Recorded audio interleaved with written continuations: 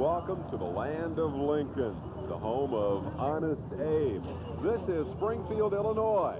It is the capital of the state and the home of the Illinois State Fairgrounds, which in turn is home to one of the classic motorcycle events in all of American dirt track racing. The Springfield Mile has attracted thousands of motorcycle enthusiasts for a day at the races. All the big names are here, including the series point leader, Chris Carr.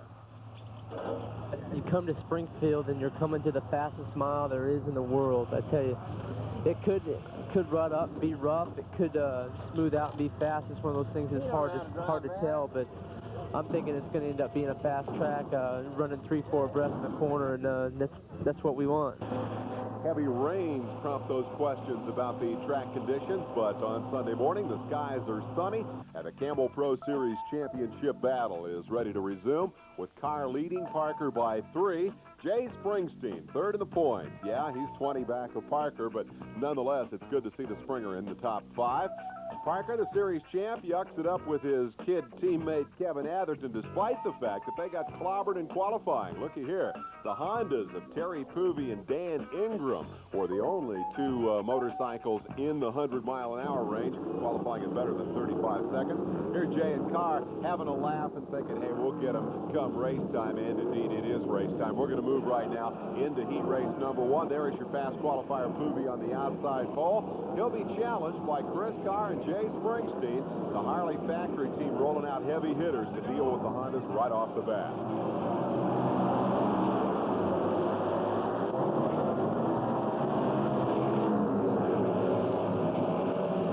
As they power out of turn 2, Poovey takes the lead coming around the outside. Mertens, number 53, will come with him. At 130 miles an hour, we're racing at Springfield.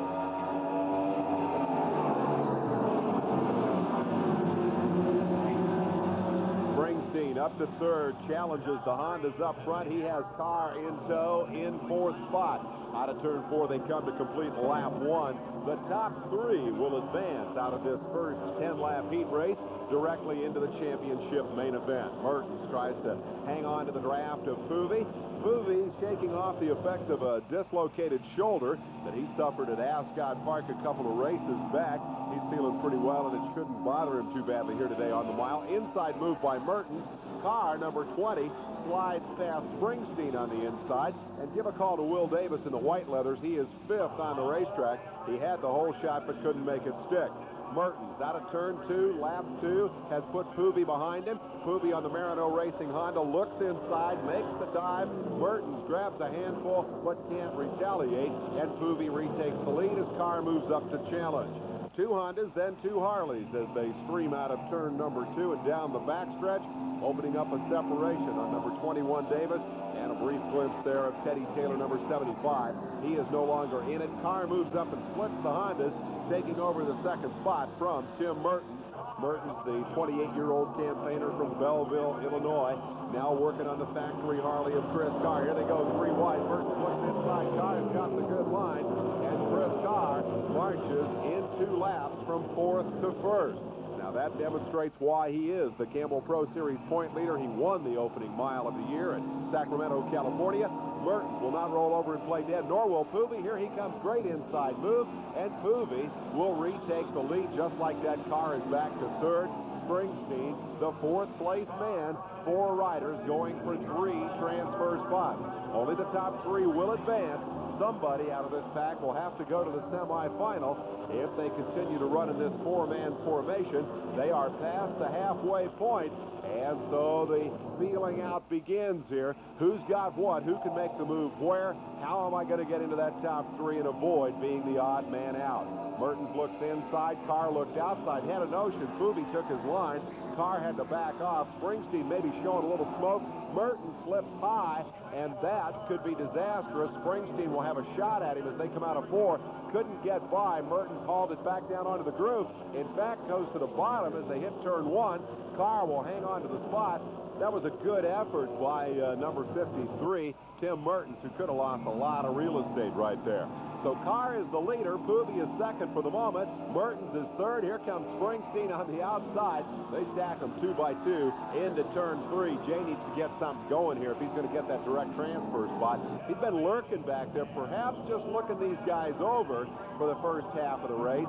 And now he looks like he wants to mount a challenge around the outside, but everywhere he tries to go, someone else is already occupying the spot. Carr the leader, Poovey second, Mertens third, and Springer slipping and sliding around at the top of the groove, stuck in 4th spot, and that's not good for a transfer. That'll send him to the semi if he can't make some sort of advance here. 3 wide into turn 3. Poovey retakes the lead from Carr. No clear-cut favorite has emerged here. Nobody seems to have superior drafting capability over anybody else. Another big bobble by Mertens as he tries to hang on to the fleeing Marino Honda and factory Harley that have set the pace here for the last couple of laps. Carr regaining the advantage from Poovey, seems perhaps to have the front straightaway covered, and Poovey seems to be able to do the drafting on the back chute. Now, whether or not that is a pattern that will continue remains to be seen. 4 wide. Springsteen says it's time to go. Wheels around the outside of Carr. Can he make it stick? Now the Harleys are stuck at the back. Mertens went all the way to the lead with that move. They know it's getting down and dirty. We're coming to the white flag. Only 1 lap to do your business. Poovey retakes the lead as they come by the white flag. And here's Springer trying to get all the way to the lead. He was just sitting back there with the cruise control on. I guarantee you, knew the white flag was coming, counted down those laps, says it's time to go. Again, they're 4 wide. Who's going to come out the loser? Poovey's got the spot. Off turn 4, final time. Springsteen pressured by Carr. It'll be a 4-man dash to the checkered flag. 3 transfer spots. Everybody's up to see how this one's going to end. Down they come, checkered flag. Ooh, I don't know. That is close. It looks like Poovey got it by inches over Carr with Springsteen third. Unbelievable. Tim Mertens is the man who was aced out. Great heat race. Let's hear from the winner. Poovey, what a race, what a performance. How'd you win it? I don't know. I just want to do it 25 times in the main event. I'm ready. Let's go. How bad are you hurting anyway? Oh, I'm not hurting at all. I just got, it hurts a little bit when I get off the motorcycle, but when I'm racing, I don't even think about it. When they all came at you on the last lap, did you have a strategy in mind, or was it just gas it up and go? I knew they were right there, and I said, I'm going to hold this thing on longer than they are going in here, and that's what happened. He held it on longer, and he won the race. A great performance. Congratulations, Terry Poovey. Heat race number 1 was a dogfight. Heat race number 2 is up and coming. And this time we'll have Danny Ingram's Honda on the pole. Scott Parker alongside. Parker gets his traditional not-so-hot start. In fact, he's going to be almost at the back of this pack as Joe Roeder grabs second place through turn 2. Out onto the backstretch they go. Ingram showing the way. Up into third spot is Scott Stump, number 77. Mike Hale, the rookie, number 12, is fourth. And here comes Atherton to take that spot away. Then number 1, Parker, way back in the back with some real catching up to do. The national champion, 3 points back in the Campbell Pro standings, 6th on the racetrack. As Ingram puts lap 1 in the book. Inside move by Parker. He'll pick off 2 as they go to turn 1. He gets around Roeder and the rookie Hale and takes over 4th spot. Next in Scotty's sights will be the 77 of Scott Stump. He looks outside to make the move on Stump. He doesn't want to let his teammate Atherton and his arch rival, that Honda of Danny Ingram, get away. Parker knew he had to dispose of the traffic quickly after the bad start. Otherwise, he was in danger of losing touch with the leaders. And indeed, it may be too late already, because look at the lead that Ingram has filled up. Atherton and Parker have at it. Here's the kid Hale. He's up to 4th. Junior national champion, number 12, running for Rookie of the Year this year. Parker will challenge Atherton off turn 2. Now, if they get to battling each other side by side, it's going to be a huge break for Ingram, who will be able to continue to stretch that lead. Inside move by Parker. He grabs the spot. Says, come on, kid, keep up with me. Atherton learning a lot of his dirt track racing lessons from Parker. And as they head down the front straightaway, it looks like Scotty's messing with his motorcycle there. He was actually reaching across the gas tank toward the left, the right-hand side of the motorcycle, reaching across with his left hand as he came down the straightaway. I'm not sure what that's all about. See if it happens again. He's still looking down. Parker may have a problem here, but he is closing in on Ingram. The thing that is hammering Parker's progress but it remains a little bit of a mystery. We'll watch and see if it happens again this time. Here is Ingram out onto the front straightaway. This time Parker in the traditional tuck, down on the gas tank, left hand, down on the forks, and whatever it was appears to be okay now. You see how the interval has shifted. Parker just a lap ago was closer to Atherton than he was to Ingram. That has certainly changed now. Atherton, on the other hand, is not able to gain anything on Parker. Here is Hale running fourth. And look at the battle for fifth, sixth, and seventh. Audie Huff on the tail end of the pack, number 51, challenging Scott Stump and Joe Roeder. Stump and Roeder have done some racing together. They both come out of Ohio. Parker closing in on Ingram. I believe he's going to catch him. Ingram looked to be gone. Parker has reeled him in. Catching him is one thing, passing him is another. Parker looks to the outside. Ingram down hugging the inside of that blue groove. Parker running the typical higher line, takes it all the way out close to the wall. Here's the challenge down the backstretch. Ingram flicks her in. Parker takes it to the outside. Can he get around? Yes. Parker pulls off the pass, and Ingram now has company. Ingram may not have known Parker was coming, but he certainly knows he's there now. And Atherton, meanwhile, is indeed closing, and we're down to the last lap. White flag out. Ingram says, I'm not going to let you have it easily, Scotty. He retakes the lead. Here comes Atherton. He's going to make a three-rider fight out of this as they go down the backstretch. Parker in the middle. Two Harleys chase the Honda down the chute. Final time. Inside move, Atherton.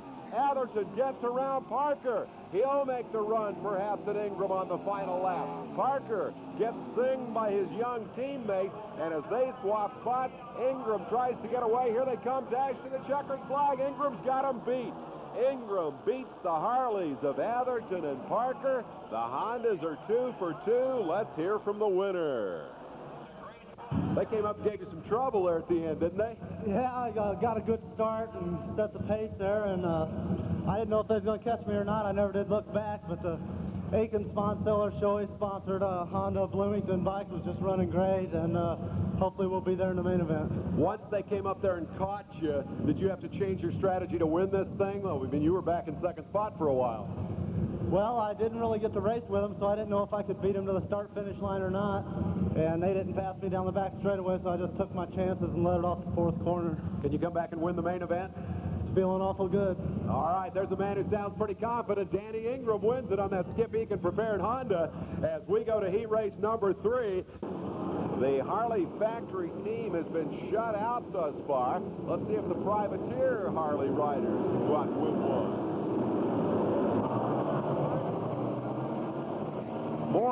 Steve Moorhead gets a hole shot as he takes the early lead here from Billy Herndon, number 19. Moorhead riding the Gardner Lawwell Harley-Davidson, and Herndon on the HUD Racing Honda. And here comes Keith Day up to challenge from third spot. He'll go all the way to the lead. The pole sitter, number 58, Dave Durrell, did not get a very good start, and he rides fifth right behind Donnie Estep as the lead quintet try to break away.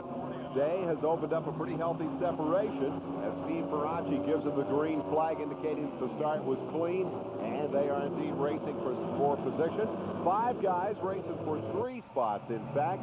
Same drill here in heat race number 3. The top 3 advance to the main event, and the 4th and 5th place riders, in fact 4th through 9th, are bound for the semi. Here comes Moorhead around Herndon. Moorhead, the veteran, 34 years old. Riding the Harley-Davidson, back on Harley this year after a season on Honda.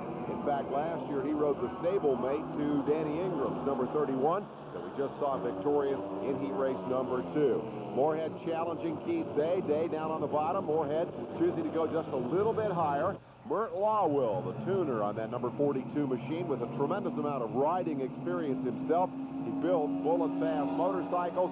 They have a little bit of a reputation for not finishing races. Moorhead was leading Sacramento earlier this year, but the bike swallowed a valve and failed to finish. And then at San Jose, he was involved in an incredible battle for second, lost the brakes on the last lap, and settled for 5th. Now here he battles with Keith Day. Carbon copy of the last lap. Day on the bottom, Moorhead on the top. Herndon is 3rd. Durrell is 4th. They've broken away from Estep, and it looks like once again we'll see 4 riders battling for 3 positions. Herndon inside. Oh, did you see Moorhead reach over and slap Keith Day on the thigh?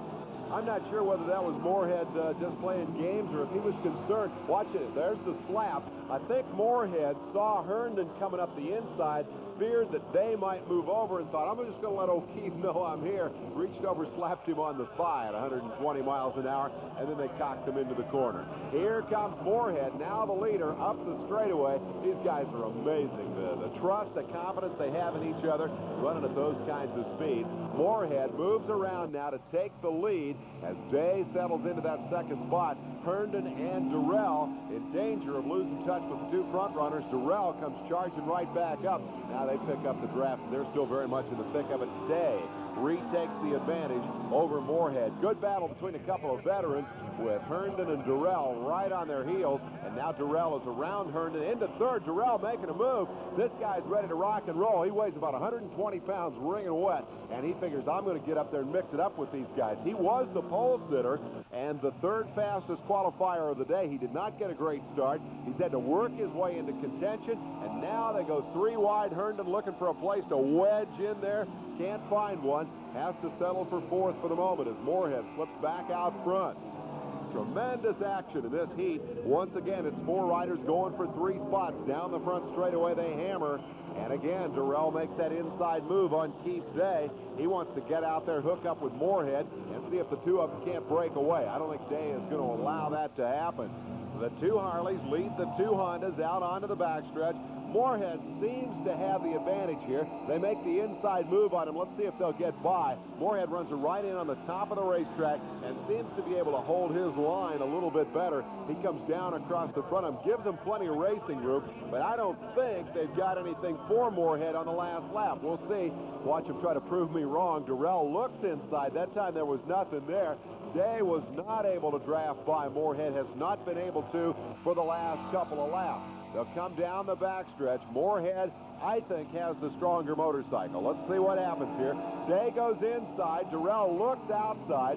Moorhead lets him go. Comes in right behind Keith Day now. We'll try to draft him back by as they come off turn 4. Here they come. Here's the slingshot, and it's Moorhead. Moorhead wins it over Keith Day. Dave Durrell will take the third spot. Let's find out if Moorhead was so confident that he just let Keith Day go. You old fox, you played with him, didn't you? Shit, no, he never played with him. I just outballsed him, I guess. I was trying to get my motorcycle to work around the high groove, and I talked to Jay. I said, Jay, where do you run? He says, I passed him in the mid 3 and 4 going high. I said, okay, Springer. So I just, took Jay's advice, and I tried the high groove, and it worked down there. But thank God I'm back on a Harley-Davidson. This Gardner Lawwell KK team's just working awful good, and I want to thank you people for coming. All right, here's heat race number 4.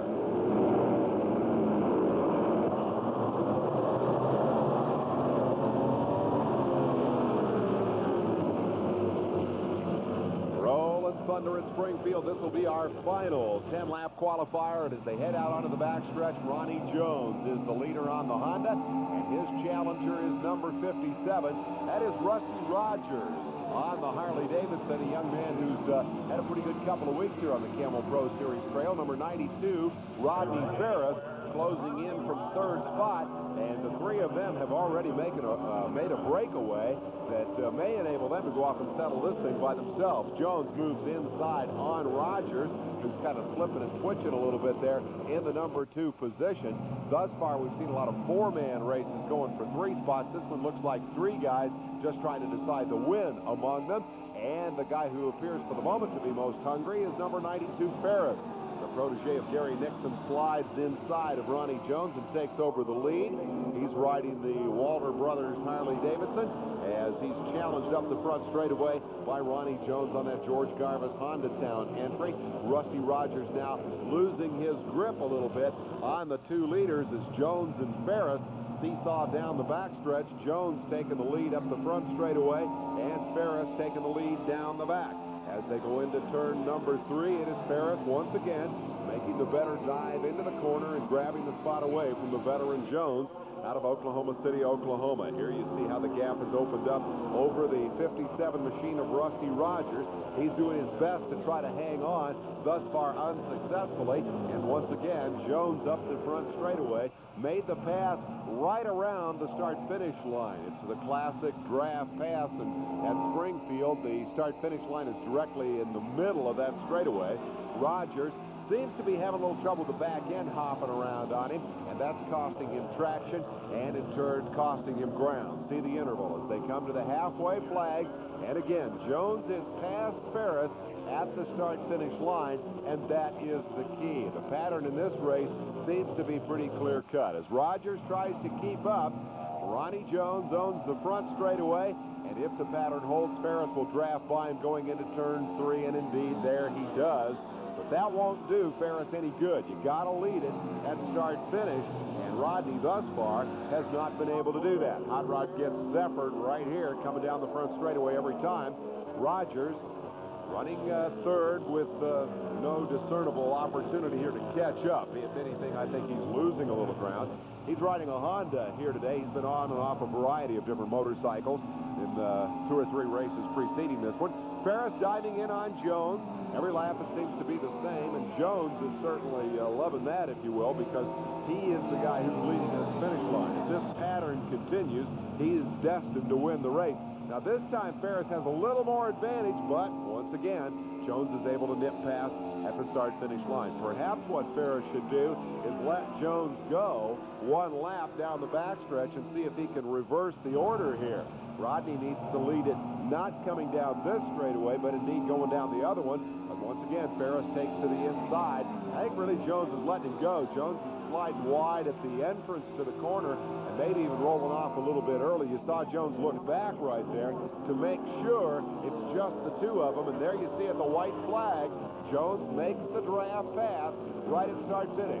All right, well, Ferris tried to cross him up on this, the final lap. If Rodney chooses to pass him down the straightaway going into 3, as he has every lap up until now, I fear he will be a sitting duck at start-finish. Sure enough, there he goes.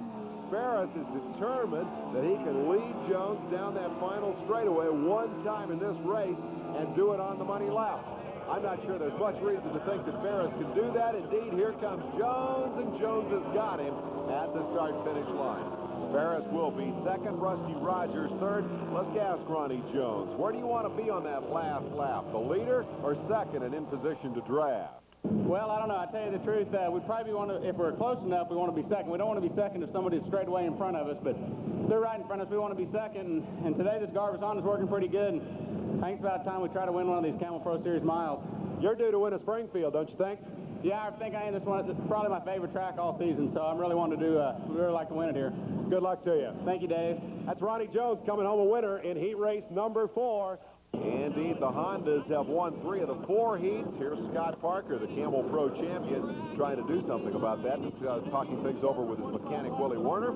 Scotty is the star of our Camel Pro Grand National Flashback. Going to take you back 1 week. Look at this. This is Camel Challenge action down the front straightaway at San Jose. Parker is dead last. They go 6 wide.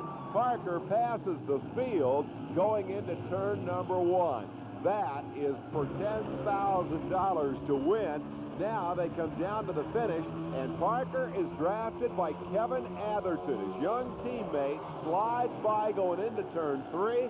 Out of turn 4, the kid has a shot at his first $10,000 check. Parker ain't going to let that happen. He tucks into the draft, zings him back as they come down to the start-finish line. Parker, with a breathtaking move, takes the victory. Atherton's going to have to wait his turn. We talked to Kevin about that. If that race ran again today, do you think you could beat him, or would he find another trick? I don't know. I think I'd beat him. I'd give her a good shot.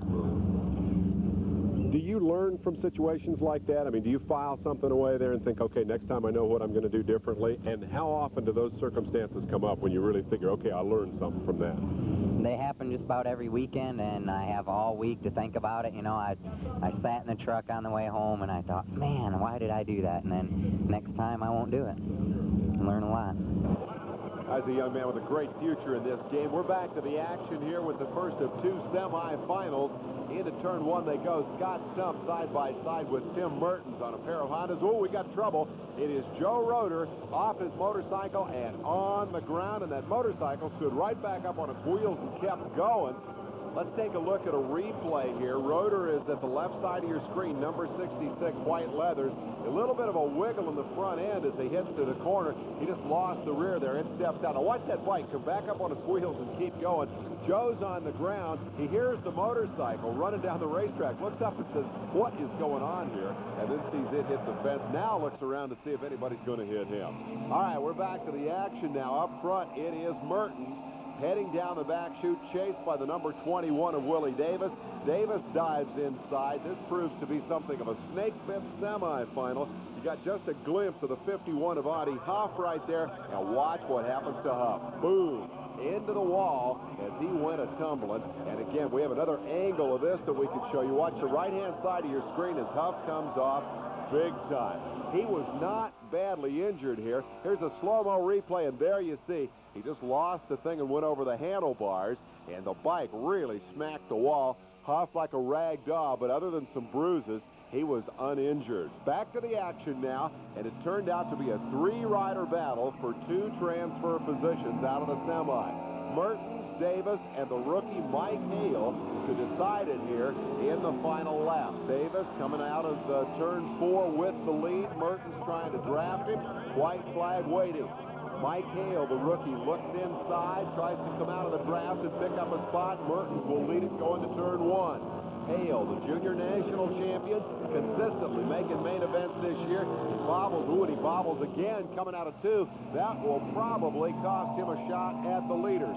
I don't know if he can make up this ground down the final straightaway. Davis looking inside on the Harley and manages to grab the lead away from Mertens. Mertens will try to draft him back up the other straightaway. They are pulling away from Hale, and indeed Mike's going to settle for third. Side by side they go. Give the spot to Mertens. He wins it on the Honda over the Harley-Davidson of Will Davis, and that's going to send Mike Hale into the last chance qualifier. Mertens and Davis get the two transfer spots. Now we'll show you the highlight of the second semifinal. It was all decided on the last lap. Number 19, Billy Herndon, a runaway leader. Look at the four-man fight for the remaining transfer spot. That is Brian Atherton, number 98, with second spot for the moment, challenged by Doug Davis, number 41. The number 50 is Kurt Raymond, and 33 is Dave Hebb. And they are working all out on the last lap. Davis slides wide. Here comes the number 19 of Herndon to win it. And hustling out of that three-rider pack, Brian Atherton takes that transfer spot. He coming back from a broken neck last year. It's great to see him back in competition. He'll be in the feature here this afternoon. We're going to show you the last chance qualifier outcome and settle the 17th starting spot in the main event as they come off the line and head down to turn number 1. A little bit of a problem there. Number 75, Teddy Taylor, and number 50, Kurt Raymond, along with 64, Bobby Dameron, all jump the start.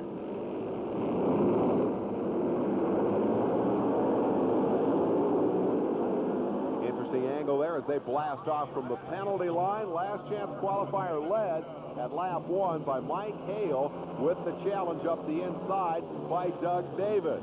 Davis will take the spot as they go to turn number 2. A pair of Harley-Davidsons here as they break away. Remember now, only the winner of this race moves on. You got to win it to get into the feature. Good battle among all the guys who have not yet qualified. Hale squirts to the front, takes the spot away from Davis. Scott Stump comes up to challenge for third. Down the front straightaway they come, and you see Hale beginning to open it up just a little bit. He's not looking back, but he'd be tickled to death to see those two guys behind him battling side by side for second spot, because that'll slow him down a little bit. Stump on the Honda breaks out of that battle with the second place man, number 75, Taylor, and takes the lead momentarily from Mike Hale. So currently Hale is sandwiched between the Hondas. They get the cross flags indicating halfway. And to the front straightaway, Hale has the better position in the draft, retakes the spot from Stump. Stump was last year's Rookie of the Year. Hale is determined to claim those honors this year, and Teddy Taylor begins to struggle a little bit now as Hale pulls away, and gains an easy victory here in the last chance. He's got the 17th starting spot in the main event. Everybody else is done for the day. The last chance qualifier is over. We go to the Junior National Final, and here they come. A lot of action on this mile oval here today. Jumping out to the early lead is junior number 14 out of Laconia, New Hampshire.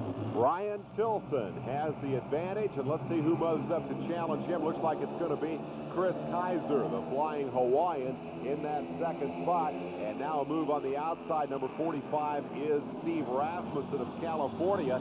This is truly a national caliber field, and they come from every corner of the country to do battle here at Springfield. Junior National Championship points on the line as Tilson leads them down for the completion of lap number 1, and he's trying to make a breakaway on that Ron Wood Rotax. This is what's called the factory Rotax, if you will. Ron Wood is the importer for that motorcycle, and this is his house bike, his personal machine, and he selected Tilson to ride it.